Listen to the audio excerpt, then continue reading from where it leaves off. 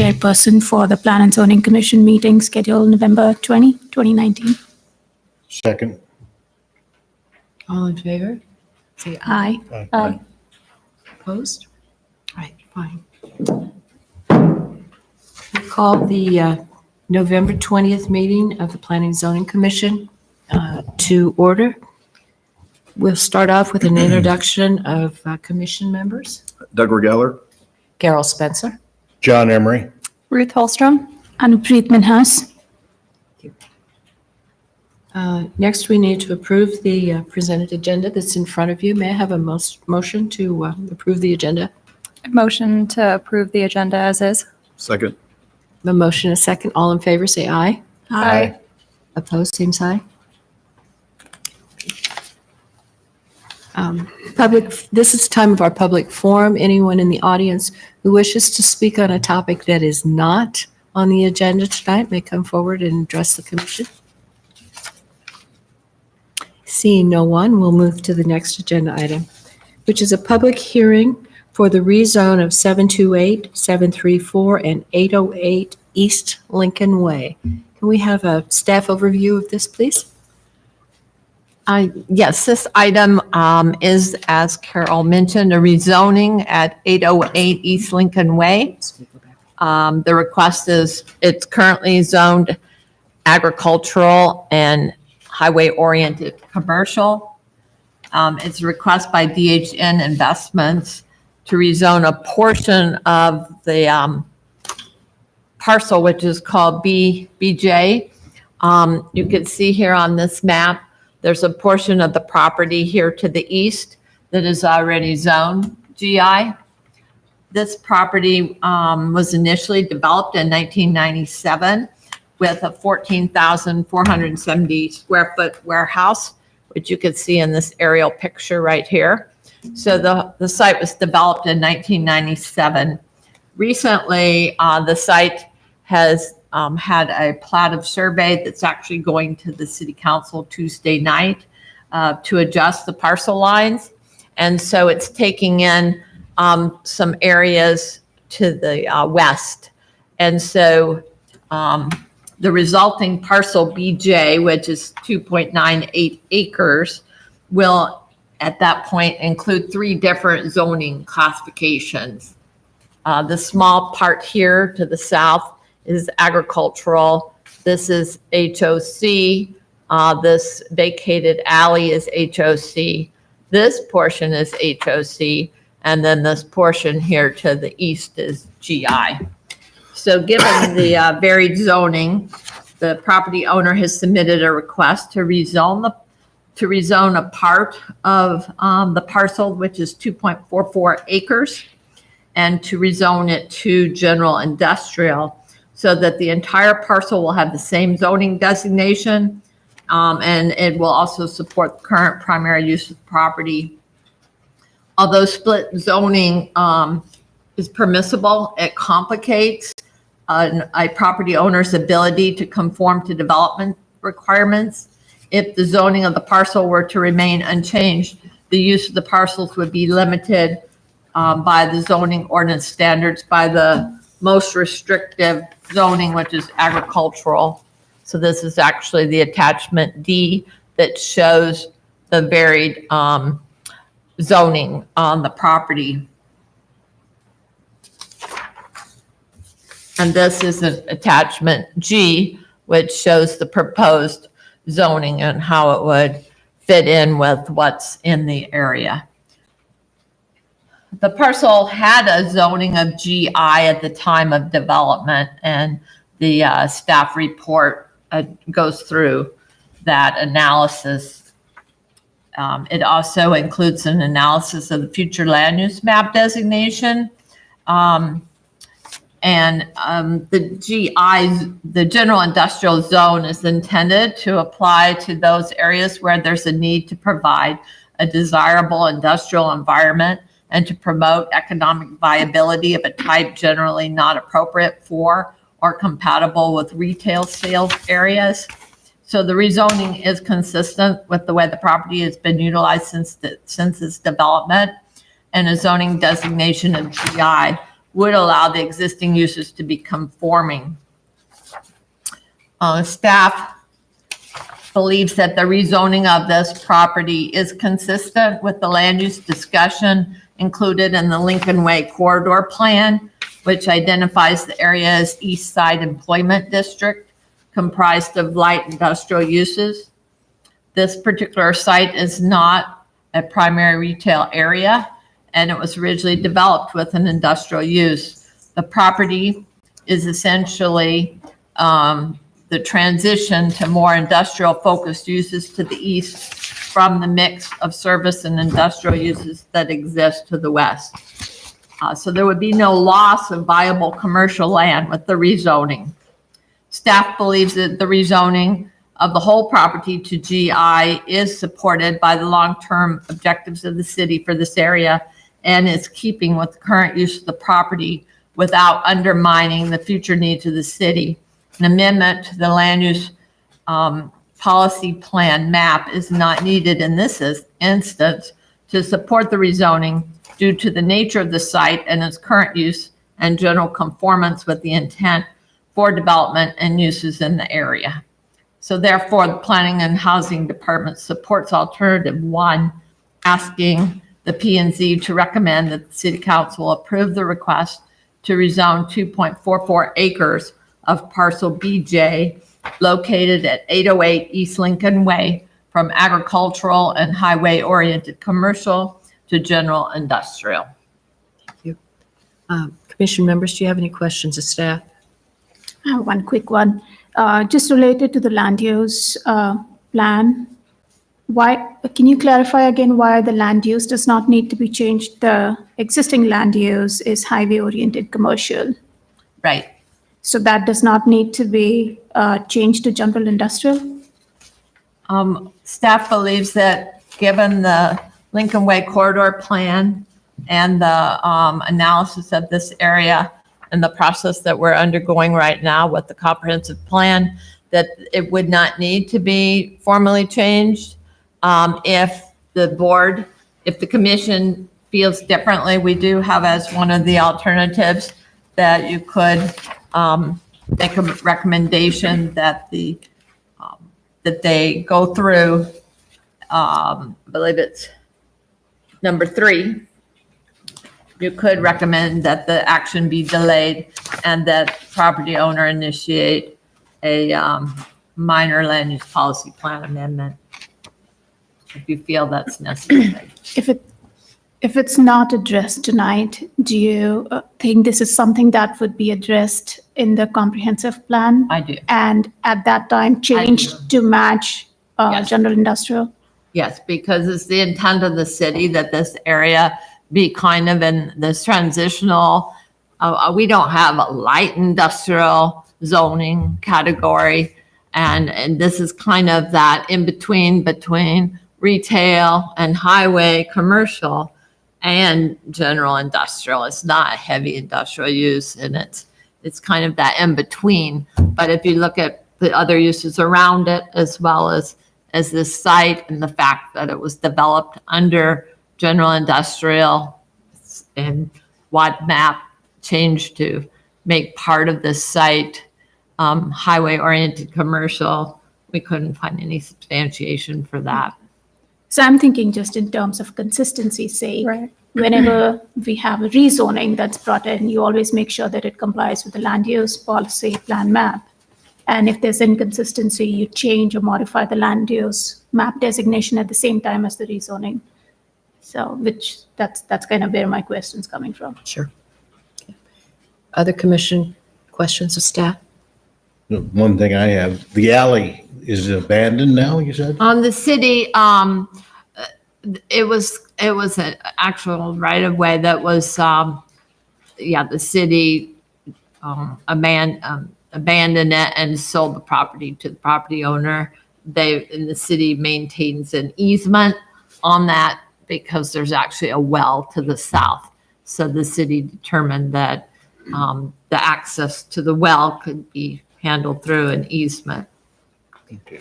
So an easement doesn't exist there? Yes, it will exist. As I mentioned, the plat of survey goes to the council on Tuesday night. So that's when this will become that parcel, and all the easements will be part of the recording of that new plat. Okay, I was just concerned that weren't locking ourselves away from the access to the wells. Right, we're not. Eloise, I just have one additional question. I guess I'm just curious, like in terms of uses, the property owner to the north, obviously, they were made aware of the proposed rezoning. And I don't know if the applicant had conversations with them at all regarding the rezoning, just because this is kind of an oddly shaped piece. And in terms of how the original zoning map existed in 98. And then the future land use map that we currently have shown, I'd just be curious if there were any conversations with the property owner to the north of that little node, I guess, that. Right, that piece of property is actually part of the plat of survey boundary line adjustment, because part of this property, there were 4 parcels that are being consolidated into 2. So yes, that property is part of the whole discussion. Okay. They are very well aware of the rezoning and everything. And it's a different corporation, but I believe the property owner owns both. or Okay. is associated with both. Okay. Okay, we'd be open to any additional comments or concerns. Please One come of to the podium. things you talk about the alley. It took us 11 months to get that alley purchased from the city. And yeah, all the easements were taken care of in all those documents. Those things have already been filed with the county and with everybody else. Great. The alley easements and everything with that in the 60 feet on the north side of it, which ends up being deeded over to the city on the alley part. And even on 728, which is the pink side there too, I want to say to the left, we even already assigned the deed of over for 33 feet on the front of there too, to try to make sure that everything conforms with the city. Because the way the property used to be, it used to be non-conforming. And this planning and zoning is the one who suggested, well, would you be interested in buying the alley? And we said, yes, we'll buy the alley. It took us 11 months to do that. It took us a long time to do that because the back part, this part down here at the bottom on the left-hand side, it didn't have no access off of Lincoln Way. So it was a non-conforming piece of land. And that was it's been going on that way for a long time. So by doing all this, we're making it a conforming piece of land per the city's request. And so, anyway, Great, thank you. all right. Any questions of the I landowner? did have a question.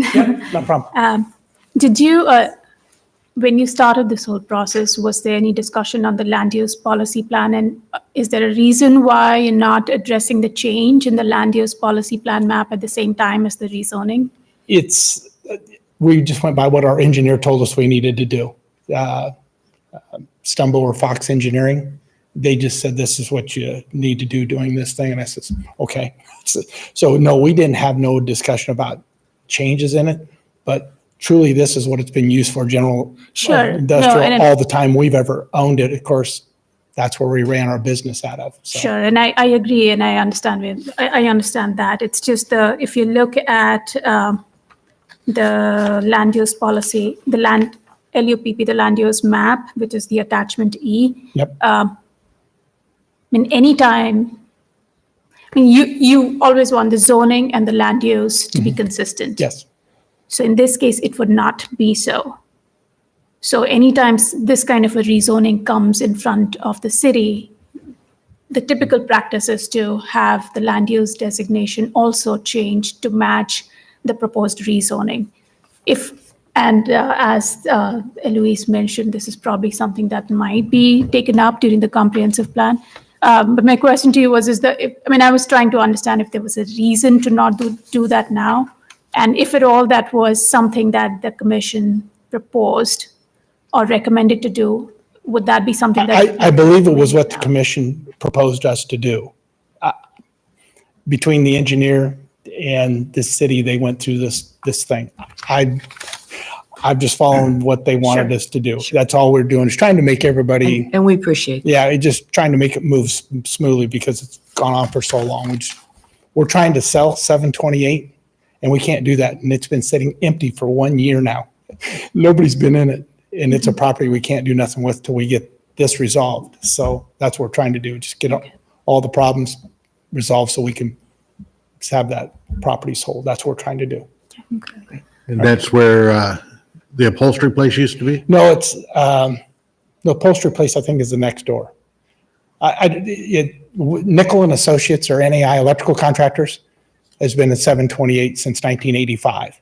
Okay. So we've been there and we moved out to Ford Street last year. Yes, our warehouse is still on 808 and will always be there. So. And I have questions for staff. We changed that to GI, but to the east of it, it's going to stay HOH? We're not asking this, if the Because- map was to be amended, that would be a different process than what you're looking at tonight. And I think that piece to the east is just vacant farmland right now, Right. cropland. So if the subject property was to have a land use policy plan map amendment, I would think the part to the east would be included because you wouldn't want to just have a little jog in the middle. Okay. All right. Yeah, I meant HOC. Yeah. So can I ask the applicant a question? So I'm assuming the reason that you partitioned up like the plat of survey the way you did and took out BK from the 4 parcels that were existing prior was because of your business that you're housing there, instead of trying to include more of the HOC and agriculture within that BK parcel? Ma'am, I'm just, between the city, they, along with the engineer, said, this is what you need to do. I don't know why they did it this way. But we're fine with it, and this is what they recommended that we do. And so Okay. I honestly don't know. Okay. Okay, So, anyway, that's fine. Thank you very All right. much. We No appreciate it. problem. Any comments from the audience about this particular action item? Any further discussion amongst commission members? I want to know what she thinks because she understands what, sorry, not you, her. Well, no, I understand Yeah. what she's saying as well. Yeah, I in understand what terms she's of- saying, but Right.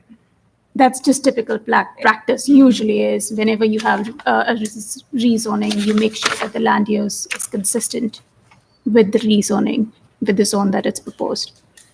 So anytime we have these kinds of proposals, it would come as a package.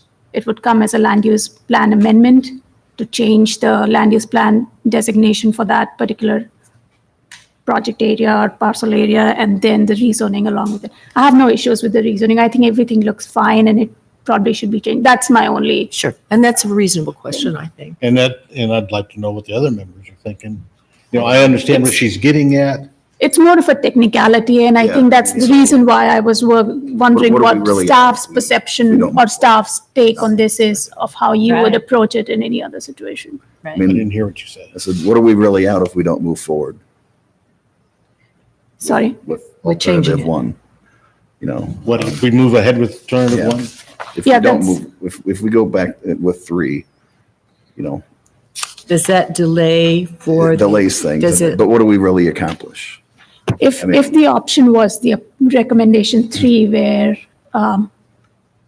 we ask the applicant to apply for the land use plan amendment before going in with the rezoning, how would that impact both the timeline as well as process? It would delay having it all finalized.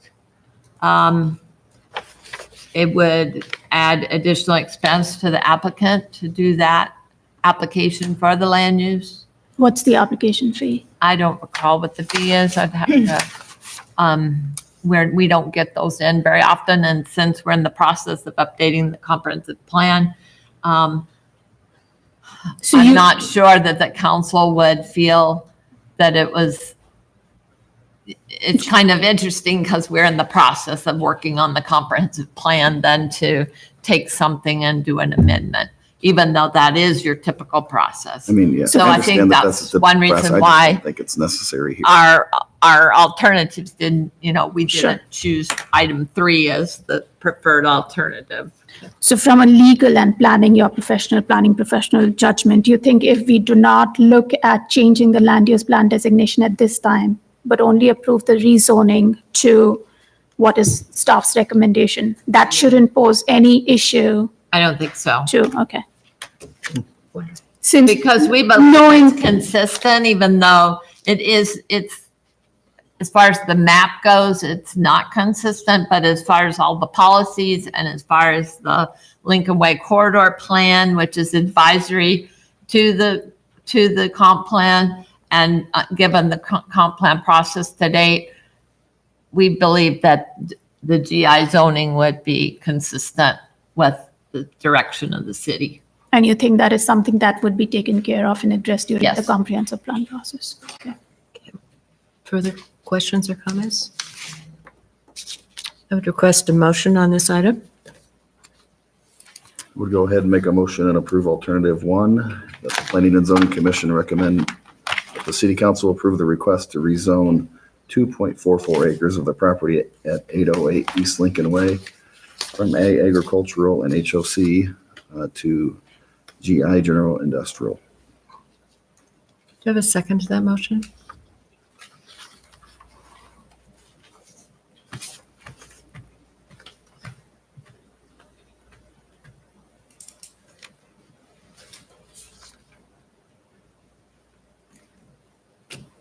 I'll second. Okay. The motion is second. All in favor signify by saying aye. Aye. Right. Opposed? Thank you. And I apologize, I jumped right over item number 4, approval of the minutes for October 16th. I was in a hurry, I apologize. Are there any additions? Say Pardon me? Didn't you say it? No, I didn't. No. Are there any corrections or additions to the minutes for our October 16th meeting? I believe I have just one correction or at least clarification. Page 3, second paragraph, last sentence. It seems like maybe there's a word missing? Like a person's name, maybe? Yeah, I'm not sure it was. I think it must be Mr. Moore. That's what I was wondering. Okay. Page 3, just Second second paragraph and last sentence. It just makes it flow better that way. Yeah, I think it. Yeah. Mm-hmm. Thank you. Any more additions or corrections that commission members note? I would accept a motion to approve the minutes with the correction added.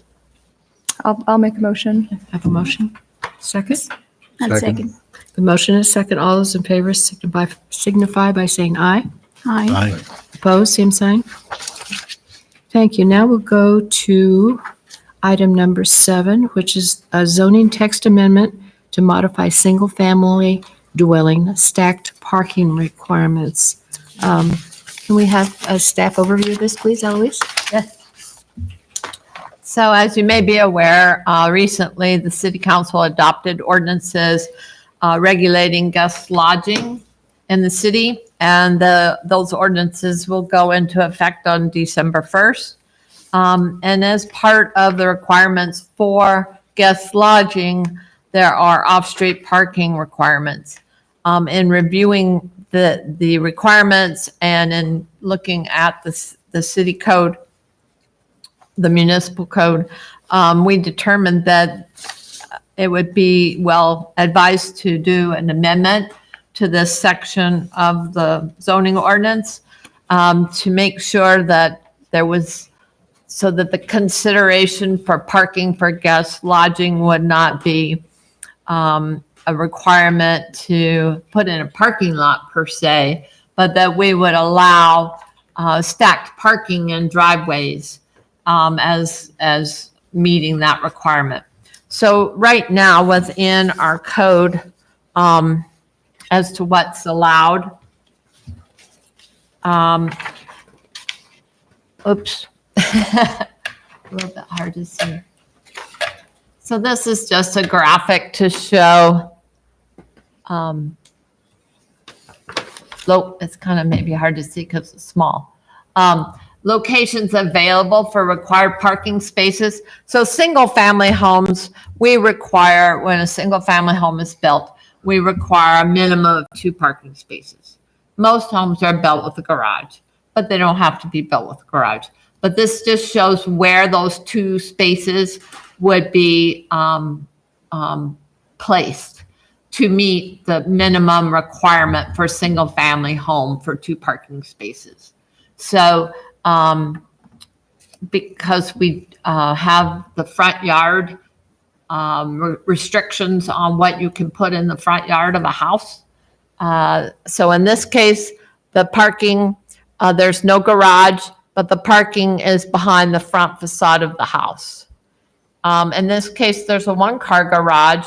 So the code allows you to have an additional car to count as part of those 2 required spaces to have that car in the driveway behind the garage.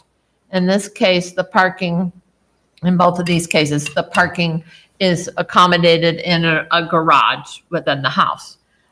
So what this text amendment would do is it does not change where the required parking has to be or where it can be, but what it does do is it changes what you can count toward required parking for guest lodging.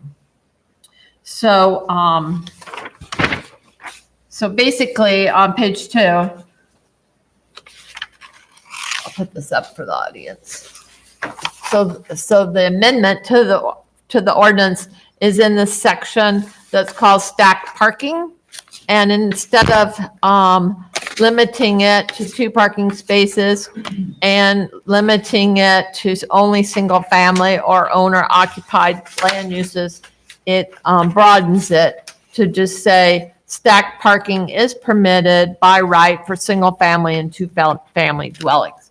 And within the rental code, what that means is under the rental code, they allow stacked parking in driveways to meet the rental code parking requirements. And it also means you're not going to get a parking ticket for parking in your driveway.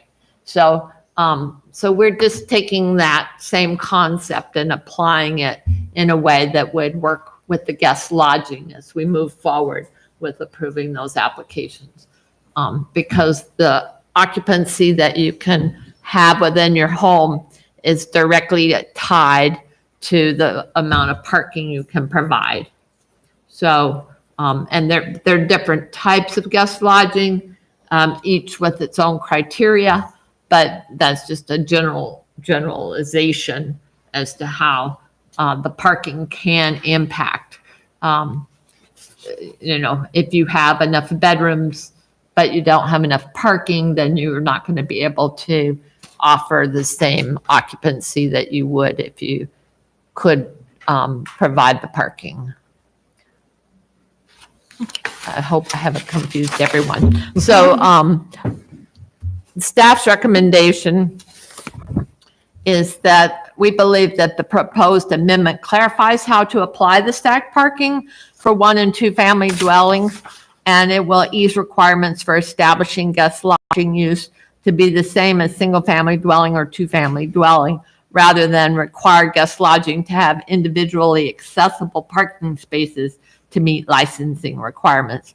And therefore, it is our recommendation that you approve alternative 1, which is the proposed amendments that are within the text of the staff report. Any commission questions of Eloise? So I'm curious, Eloise, does the city have a definition for what an attendant is? Oh, so under stacked parking, the subsection 8, the new piece, they say city land records obligating the property owner to have an attendant available at all times that the lot is in operation. Well, that's kind of talking about 2 things. So this isn't just talking about single family there. It's talking about valet parking at that first paragraph. And that's why we went ahead and put in A and B to kind of separate out the other discussion of the paragraph. So an attendant would be somebody dealing with the valet parking. So like where you go to a restaurant and they will possibly take your car and park it in a parking lot that you or I wouldn't park in because there's no spaces, but they will stack it in a very efficient way to get as many cars in as possible. So that's what it's talking about when it's talking about the attendant. That's not something that would apply to the single family home. So we're not addressing that part at all of the language. We're just addressing Right, the one the strikeout and then the Right. language below. items A and B. Is that correct? Correct. Does the code have a definition of stacked parking? No, it does not. Other questions for Eloise? Do we have individuals in the audience that'd like to speak to this? No? No. Any further discussion amongst commission members?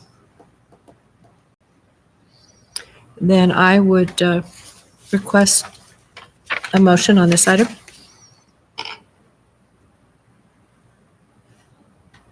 And make a motion to go with staff recommendation to approve alternative 1, that the Plan and Zoning Commission can recommend that the City Council adopt the proposed amendments regarding stacked driveway parking for both single-family and 2-family dwellings. Second. We have a motion, we have a second. All those in favor indicate by saying aye. Aye. Opposed, same sign. Motion passes. Do we have any commission comments this evening? Nope. Seeing none, do we have staff comments, Eloise? Pardon? Do we have any staff comments this evening? Not at this time. All right. Then I would request a motion to adjourn. Move to adjourn. We have a motion to adjourn? We're adjourned.